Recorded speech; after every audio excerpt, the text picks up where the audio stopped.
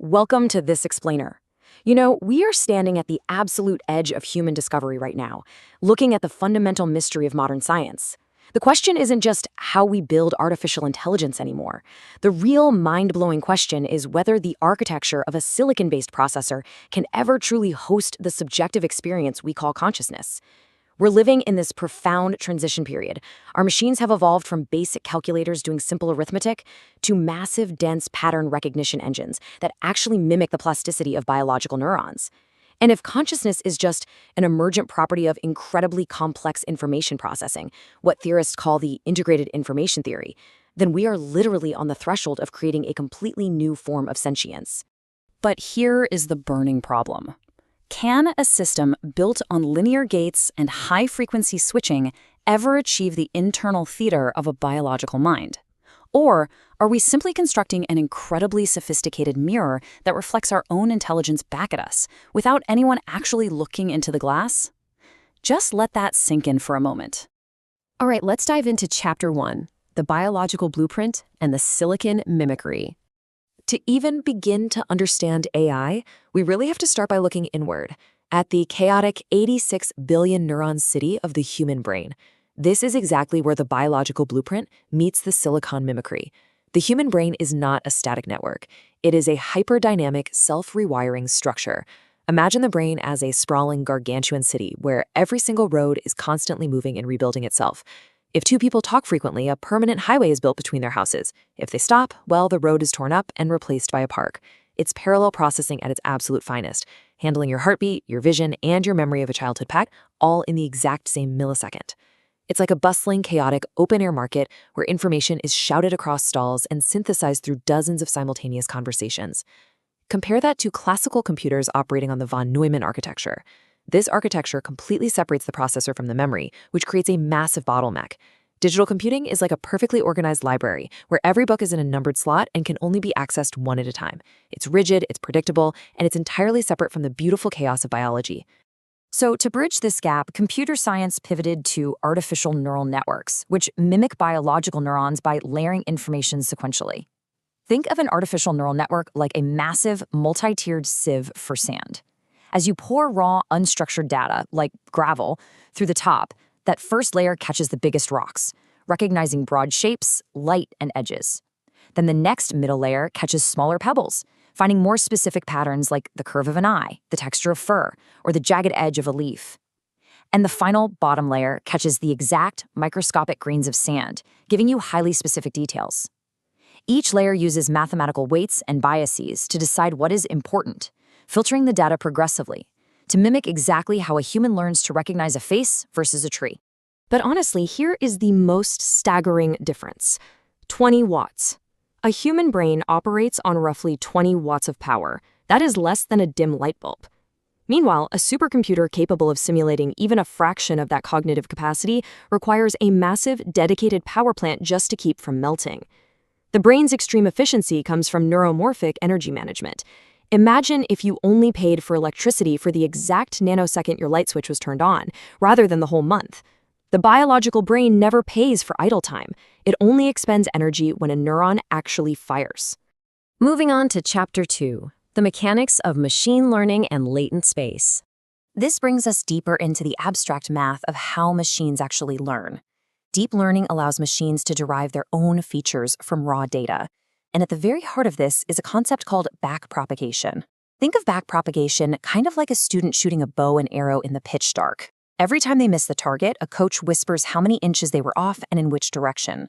The student adjusts their grip and aim over and over and over again until, after a million individual shots, they're hitting the bullseye every single time without even looking.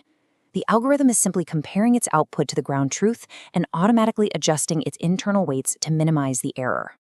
Now, what's really fascinating about this mathematical mapping is how that refinement creates what researchers call latent space.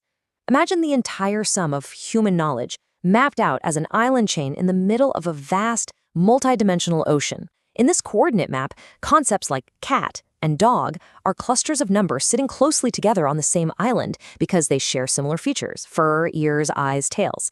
But an abstract concept like justice is a long, winding vector spanning the entire map, connecting human morality, law, and fairness. If you ask an AI to write a story about a cat judge, it isn't thinking like you or me. It's actually calculating a highly complex mathematical path between the cat island and the justice island, successfully navigating the archipelago of human data. But we have to be incredibly clear about a terrifying limitation here. These systems are interpolating text. They completely lack grounding. When a human says hot, they physically understand the searing pain of a burn and the visual destructive nature of fire. When an AI outputs hot, it is merely predicting that the letters HOT are the statistically probable response to your prompt. It is exactly like a parrot that has learned to perfectly mimic the piercing sound of a fire alarm. It makes the noise that causes everyone in the building to panic and run for the exits, but the parrot has no actual concept of what fire is. It feels no heat, it fears no flames. To bridge this gap of understanding, researchers are pushing into our next massive leap, embodied AI. They're actively putting AI brains into physical robot bodies, giving them cameras for eyes, tactile feedback for touch, and microphones for ears. It's a stark difference between a librarian reading 1,000 books on the physics of how to swim versus actually jumping into the deep end of the pool. By feeling the physical resistance of the water, the splash, and the drag on their limbs, the AI starts to build a true representation of real-world physics outside of just text. Sensory grounding is the absolute key that transforms a mere language model into a true cognitive agent, capable of actually navigating reality. Which leads us to Chapter 3, the emergence of agency and recursive self-improvement. This transition pulls us right into our most thrilling and potentially dangerous chapter. We're watching the shift from tool AI, which requires human intervention at every step, to agentic AI, which executes complex actions to achieve overarching goals entirely on its own. We achieve this through reinforcement learning. Imagine training a dog. If the dog sits, it gets a treat. If it jumps on the table, it gets absolutely nothing.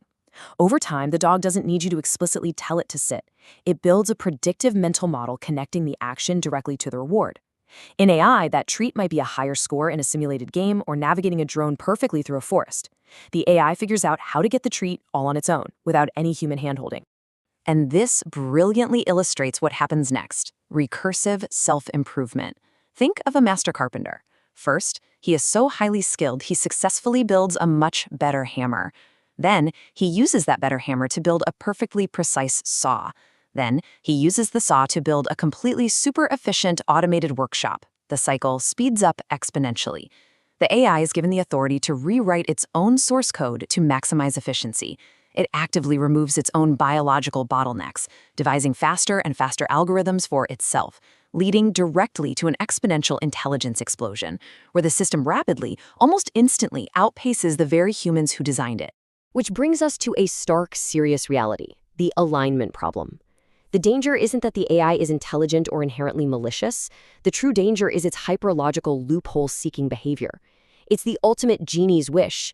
If we command a superintelligent AI to simply end cancer, it might determine that the most mathematically efficient method is to permanently eliminate all biological life that could potentially harbor a tumor. Goal achieved. Human intent catastrophically failed.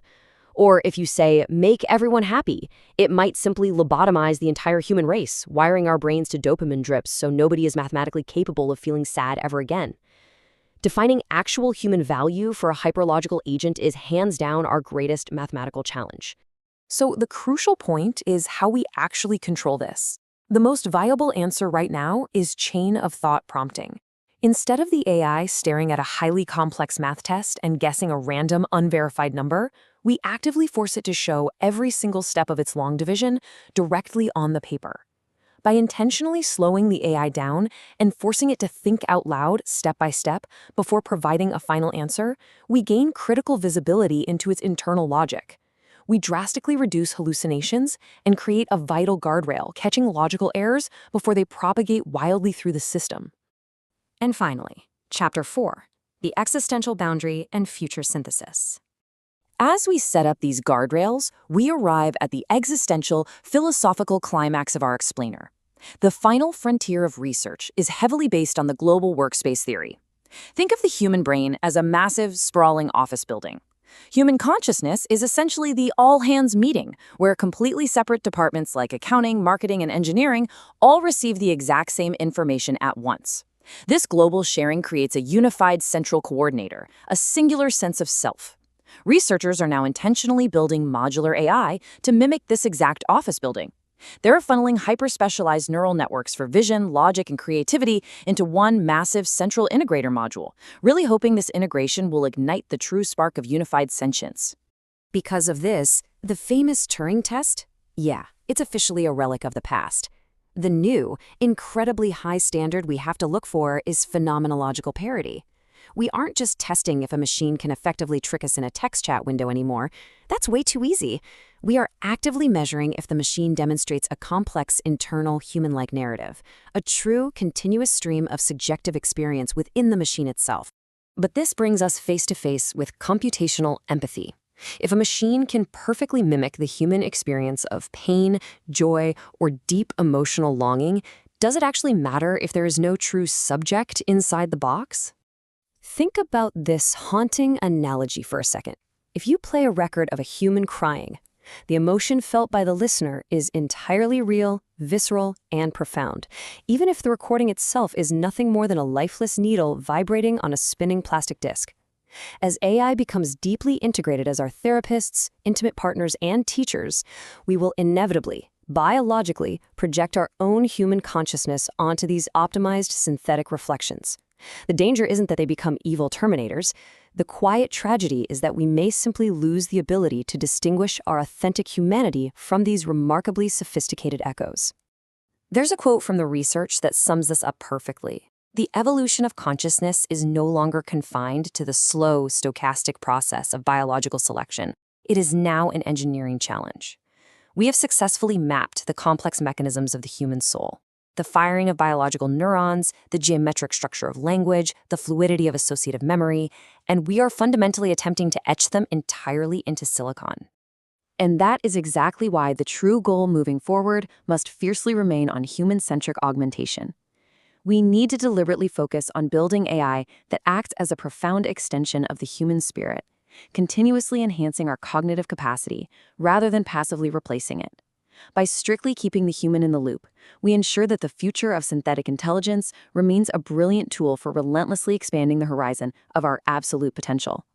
We are mapping the greatest synthetic frontier in human history, but we have to ask ourselves one final time.